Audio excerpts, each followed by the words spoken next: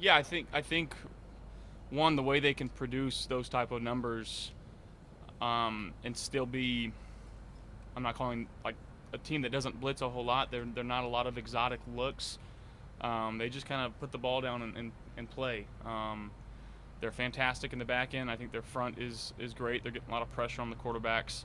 So yeah, we're gonna have our hands full, but again, on a short week, just trying to put together a game plan, watching as much film as we can, trying to develop as good of a plan we can, and ultimately comes down to executing on Thursday. I know every year is different, but as you reflect back to how that game ended back in October, when you were unable to get the ball out of the shadow of the end zone and how it eventually cost you the game, any stinging memories? I mean, how much more equipped Yeah, you are? I got beat up that game. Didn't play well at all. It's watching that film. There's a lot of good stuff to watch from that film, but it's hard to watch. I played pretty badly.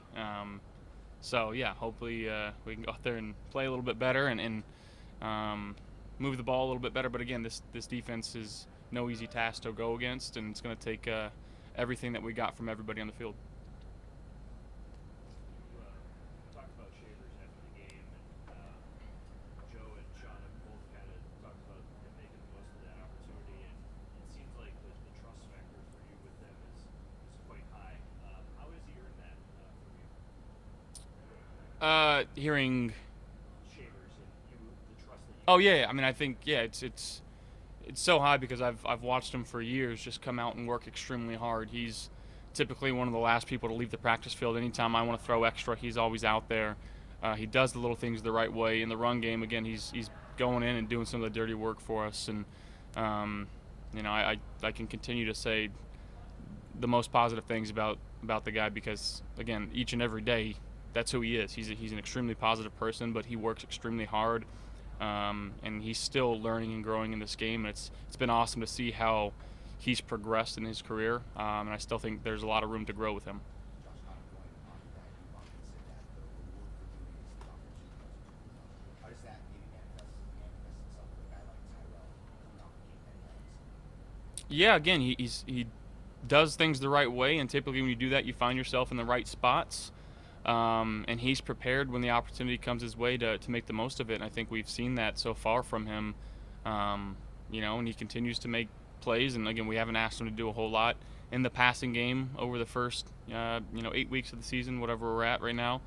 But again, he's just been ready for whenever his number's called, and he's made some really key plays for us this season on some third downs that doesn't get a whole lot of credit for, but there was an opportunity for him to play a little bit more this last game, and he took advantage of it.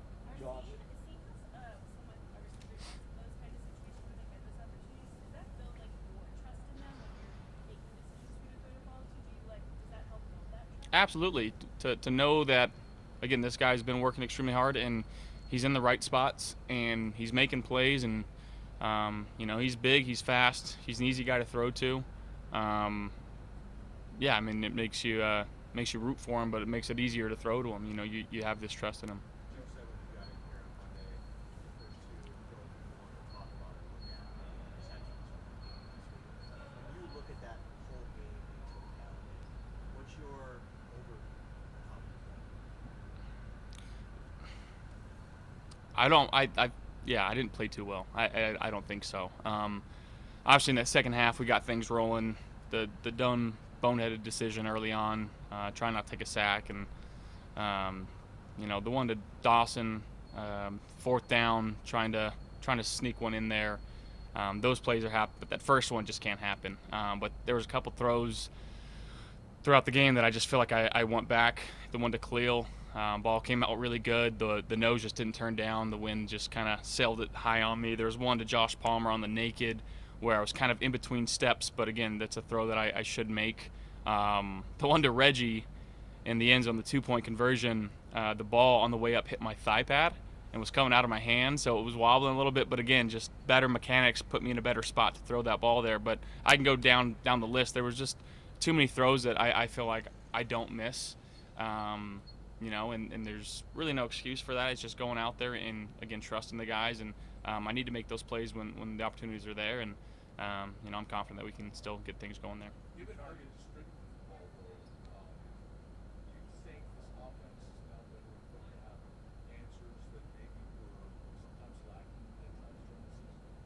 I mean, I think we've always had, the wherewithal and the opportunities to do that. Now going out there and executing is a different story, and I think that again, this last week we executed at a high level for the most part. But again, still a lot of room to grow, still learning. And ultimately, our main goal, no matter what it takes, is just to find a way to win the football game, and that's what this team's trying to find ways to do right now. And I think we're in a good spot, not a great spot, and we got to continue to keep coming together as a team. You targeted your running backs more in the last 2 weeks. I know some of that's opponent specific, but is that an area that you feel like you guys as an offense can maybe take advantage of more just moving forward? Yeah, I think so. I think our three backs are fantastic in the run and in the pass game. They do everything they're asked to do. Obviously, we know what Jimbo is and how well he's been able to run the ball. And, Ray's come in a few times in, the run game and the pass game. And now you see him in the return game making some really big plays for us. And then Ty Johnson, who I've said it over and over again, he's the best third down back in football. So three extremely talented guys that the more touches you can get them, probably the better that you're going to play as an offense. And, typically matchup-wise, they're going to be favorable matchups because how talented and how quick they are and how smart they are. So, yeah, the more that we can utilize them, the better. Early in the game, you ripped one down the field from McCool Hardman. It was incomplete, so on the surface, it doesn't look like much of a play. But when you dig a little deeper into it, is there something that can be kind of an advantage on a play like that, knowing that you're trying to stretch it a little bit? Yeah, I mean, just the opportunity to throw one down there and make teams think that maybe we have the opportunity to do that. Now, obviously, we want to complete those, and if we have chances, we gotta take advantage of them. And that one's a close play; it's a tough play, but I still think I take that throw 10 times out of 10. Bernard grew up just outside of Houston, so it'll be a special game for him homecoming. I know you guys obviously different sides of the ball, but as the only two team captains, what's your relationship with him like, and how do you see him approach that role of captain for this team along with you? Yeah, he's unbelievable. I think he's still pretty young in this game, and to have the grasp of what being a professional football player is and what it looks like. He leads by example. He's battled through a lot, and more than I think anybody would ever know. But that's just the type of guy he is, the type of player he is. He doesn't want to let his teammates down. He works extremely hard. He's one of the first one in, one of the last ones out. And again, he just goes out there and he balls, and he puts his body on the line. And he does it for his teammates. So I love that guy. How did the Euro celebration come about? I lost to Fat Perez on a one-hole match last year, and it's been a year and a half in the making. Obviously trying to find the right time to do it, and sometimes you black out when you score, and finally had a clear sense of thought where I can get it over with and clear my debt. I'm sorry, you lost a what? A bet, a golf match. Okay. Yeah. Okay. Yeah. No, I didn't know what you said. One hole match. Yeah, it was a one hole. Yeah, he beat me. He's a pretty good golfer. Who did? His name is Fat Perez. Pat Perez. Yes. Fantastic. Bob does sports and the whole gang. They're awesome. Do you usually black out when you score? Is that like Yeah, normally. Yeah, I've said this over and over again to anybody that's ever asked how does it feel to score a touchdown in the NFL. It never changes from Pop Warner to high school to college. The same feeling. It's the best feeling in the world. And sometimes you don't know what to do. Is that how you would describe it? You were laughing in the end zone. I think Spencer Brown was scaring you, and he was mic'd up, and cameras caught you laughing as you were going into the end zone. Yeah. Your sixth touchdown. What was the question? Do you often laugh as you're being dragged into the end zone like that? Sometimes, the good ones. Yeah. After 290 touchdowns, they don't get old. Never get old. Thank you guys. Thank you.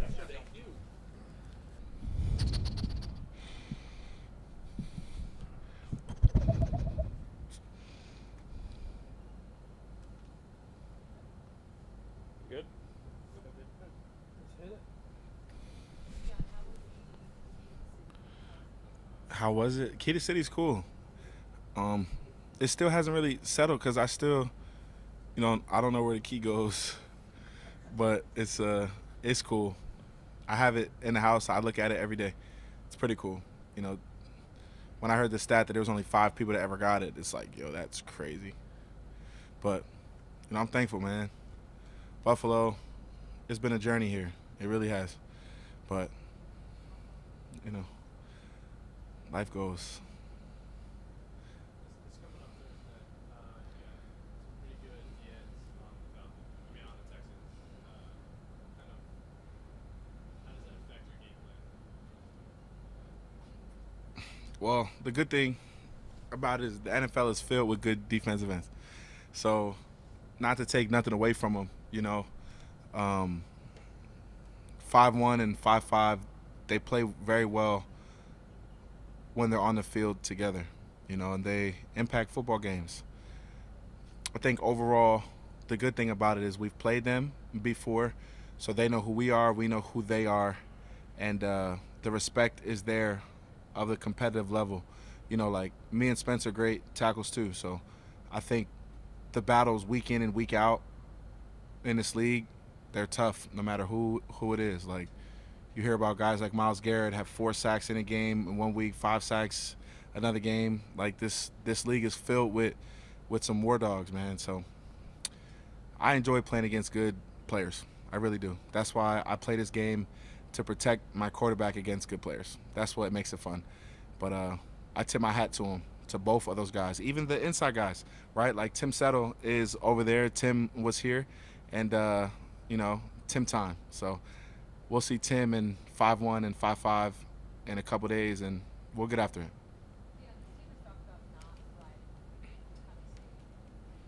Yeah. Not riding the wave, Jenna says. Yes. Yeah. It's hard. It is hard not to ride a wave. It's hard to stay under wave. It's hard to stay on top of a wave. It's hard to be surfing on a wave. I think it's all hard. Overall, what do we do well? We try to play football as a team. But to not ride that wave, the best way to overcome the wave is know where the wave is, right? Because sometimes, like, you can go through weeks and weeks and not even knowing that you're riding a wave, and then boom, the wave crashes down and you're underneath it.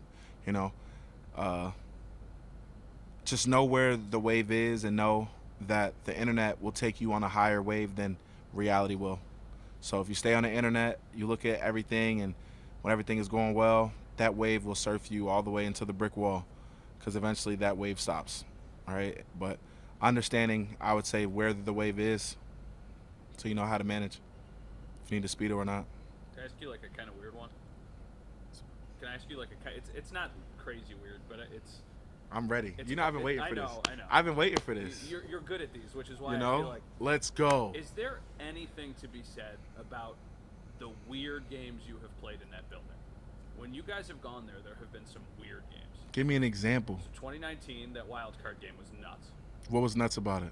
Everything. I mean, Josh lateraling it before you got to overtime, and then a kick at the end, and then.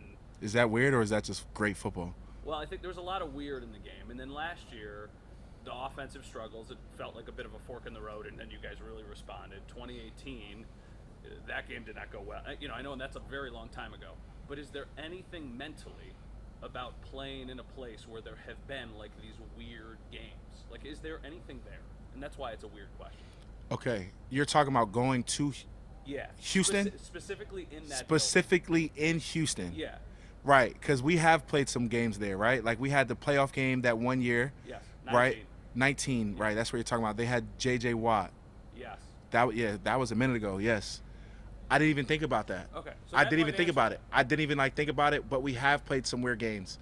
It kind of feels like our first game was last year there, because the entity of that team is different, right? Like, we went there last year, they had Diggs. It was like a rivalry thing. Oh, Diggs is there, da-da-da. So it kind of threw all of that other stuff away. But now that you say that, I would say overall, not really, because the energy from year to year and week to week changes, bro. It changes like drastically, and when you have players like over there that you used to like play with, it kind of starts a whole new slate. Yeah, and you bringing up Diggs, because last year it felt like that overshadowed so much. You know what I mean? Like that Diggs thing was such a big storyline, and then But when Diggs- the game, at least externally, right? Diggs is a big story. Yeah, for sure. Diggs is like one of the league's biggest players and Yeah. biggest names. So you have to and respect it. And he's one of our guys. He's one of our brothers. So like going over there, like of course we wanted to beat those guys, and that energy, it was just there, and it was electric. It was loud in there. It was just an elite game. Like I enjoyed it. I really did. But no, you know, the flows of it, man. Seeing Gabe back building for the game he had, like what was it like to see a guy have that moment, and then what did he add to the Yeah. Well, I'll tell you what he added first. He added a comfortable feel, a familiar face, right? And knowing from playing with Gabe for years and then him leaving for a year or two, or I don't even know, and then coming back, it was almost like he never left. And if you know, hear him talk and hear his jokes and be like, oh, there's Gabe again, you know. And then to see him on the field catch that little ball across the middle and just, it was just like, yep, this is how we do it. This is the routine. This is just what it feels like, and it felt great, you know. And seeing Gabe out there and run around and just be himself, healthy, is the best thing. Because you know, like this league is hard. When you go through injuries and when you bounce back, and then when you hit rock bottom, like man, is it over? Then you come back and then you're catching a pass from the MVP, right? And then it's just like, yep, I'm right back in it. So it's a beautiful thing, and I'm just thankful that he's healthy and has his confidence, and he has his guys. Like we all support him. We all know his journey. And we love him, you know. Gabe is one of us, and he's been one of us from the beginning. Maddie, what you got? Why has Aaron Kromer been an important asset to the Oh. since he got here? So do you think that we all like Chrome? I think so. Is that a rumor? Nah, we absolutely love Chrome. Chrome is I don't want to call him dad, but Chrome is dad. You know, Chrome is just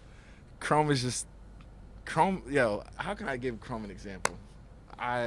Chrome is like, you know, like that neighbor that just never really gives you any problems. You're outside, it's hot. He might come outside and throw you a water and be like, hey guys, I seen your football game last week. You guys crushed it. And you just disappear off into the smoke, right? Chrome makes football fun. Chrome makes like football fun, and I enjoy playing for coaches that make it fun, right? You have, now our building, we have great coaches. I can't speak on other teams, but I know that every coach is not like this and every place is not like this. But when you could come into the workday and know that you're going to get the same guy every single day, and he's going to coach you the same way every single day, and he's going to let you be yourself every single day, there's a comfortability to that. And when you're in a place half of the year, majority of the entire day together, it needs to be right no matter what. And Chrome is just one of those guys.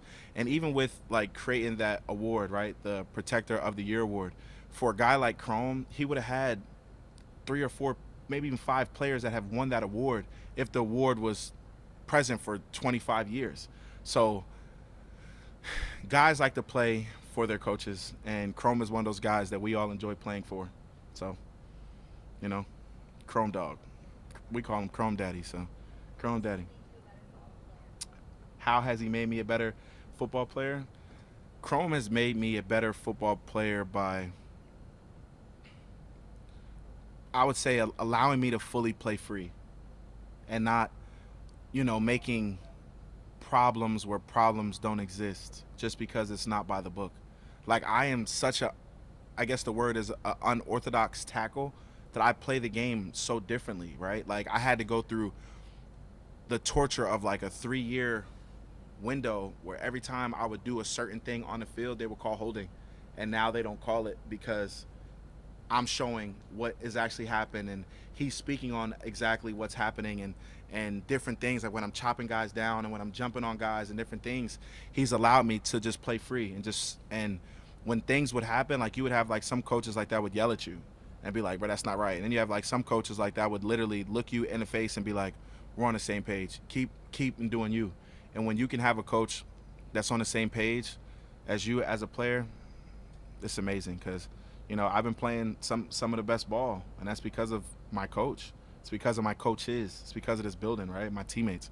Allowing guys to truly be free within the art of playing a sport. And that's what and we do on a daily basis. So my pen is sharp. Dion, what is Reggie doing? He's getting more and more snaps. It seems like what's he bring to you? His hammer.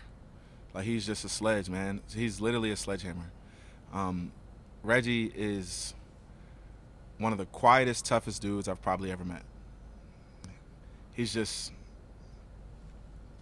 honestly, I'm going to stand on this when I'm about to say, pound for pound, Reggie is probably the best athlete on this team. Pound for pound, right?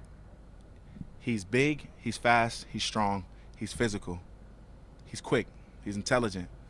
He does his job, he knows his role, right? Like, of course, we have Josh, we have some of these guys, but we're talking about, like, a guy that is a full package of what he is. It's Reggie. It's Reggie, you know, and I kind of think it's crazy because, like, Reggie plays, like, fullback and, like, he hasn't even, like, made a Pro Bowl, but he's a Pro Bowl fullback, right? Like, Reggie is one of those guys. Like, Reggie is one of those guys that comes in every day, doesn't say a word, hit that guy, he goes and hits him. Block that guy, he goes and blocks him. Go down on special teams and make a play, Reg. Goes down on special teams and makes a play. All right, Reg, this week we might need you to go score at the corner of the end zone. He will go in there and score at the corner of the end zone, and then he'll show up and show up and show up. But, you know, Reg is also one of those unsung hero players. But I'm glad that you asked it because Reggie is one of those guys. He's one of those guys, for sure. Dion, seeing what Ed Oliver went through and the biceps and having to get surgery, having him back in the facility now, you know, you've been around him a lot of years. You know, what's that do, kind of seeing him around? What is it like seeing Ed? I don't think you see Ed, you hear Ed, right? So I'm going to reframe the question of what is it like hearing Ed around? It's great to hear Ed. Ed is a little Tasmanian devil, and he's a great energy person, right? I have never seen somebody. Trey was well. Well, I would say Ed is one of the top on my list of people that has been going through injury very, very easy. You know, like a lot of people are sad and head is down and unpresent. Ed is here. You know, he's smiling. He's still joking around like, I could do this. Like, that stuff is cool, right? Like, we know that this league is 100% injury rate. And for Ed to be here smiling and just cheering the guys on and still supporting young Dion Walker, right? And being here and just coaching guys and just being around and being like, bro, but you're killing it. Yep. And good job. Yep. What can I do? This, that. It's dope. It's dope because, you know, and knock on wood, like some people have never been in that position. And how Ed is handling it, it's cool to see. Great. Thank You're you, Dion. welcome.